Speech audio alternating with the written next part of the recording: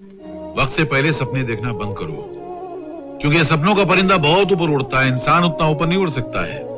इंसान को चाहिए कि उतना ही ऊपर उड़े जहां से वापसी में उसके पर साथ दे सके, उतरते वक्त टूट न जाए। लाओ जी, हमें भी खिला दो जलेबी,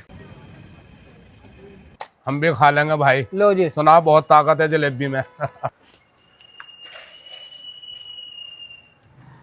कितने पैसे हो गए भैया? अरे अरे अरे भाई, कोई बात नहीं, हम दे देंगे आपके पैसे, कोई बात नहीं, आप जाओ भाई, हम दे देंगे पैसे। ठीक है। लो भाई, 10 उनके ले लो, 10 हमसे ले लो, 20 हो गए। 2500 रुपये हो गए। 2520, 2500 दे दे। कैसो? अबे 20 किलो तो उनके घर गई। कब? अब से 1 घंटे पहले। खाई कसम? कसम खाइए। अबे तू 20-20 किलो क्यों दे रहा है जलेबी भाई? तो हमारा तो काम है वो। सोचा 10 रुपए की खाई चल हमने। चल चल, आगे को तेरे जैसे 2-4 और आ जाए तो बस। तो कौन थी वो?